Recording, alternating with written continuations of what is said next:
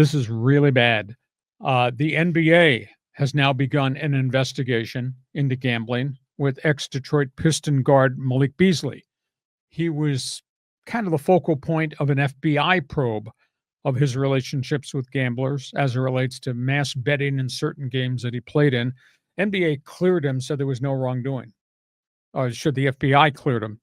NBA has now just announced they're starting their own private investigation into Malik Beasley's accounts with casinos and FanDuel and all these other companies that are taking on volumes and volumes of bets.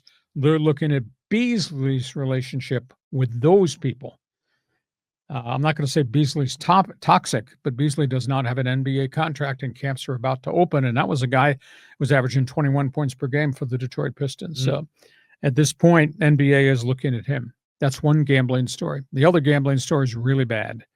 The NCAA has expelled 3 basketball players from the Mountain West Conference for betting on games, raking in $18,000 in profits, betting on games that they played in at Fresno State and at San Jose State.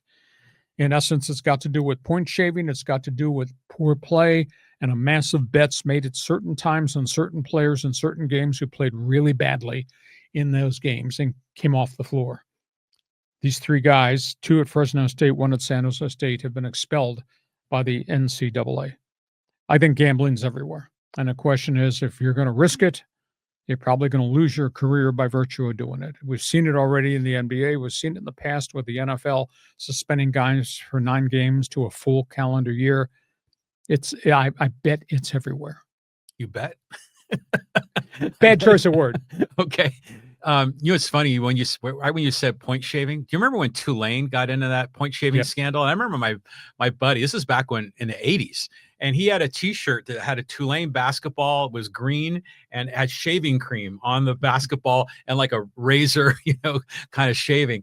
Now I've said this before. I think gambling in sports net is a great thing. I mean, it gets more people involved in the game, more fandom. I think it's all good. They just have to police it. And this is a case where they're policing it. They got the relationships with the casinos and they can see the irregular betting activity and they can go after them and shut them down. But this sort of thing has been going on in sports forever. I mean, remember University of San Francisco had a problem. I mean, there's a number of other cases that we could cite, but as long as this is policed, overall, I think this is okay. It's just some of the carnage that, you get some dummies in here that aren't, managing their life properly. It's out there. I think it's probably everywhere.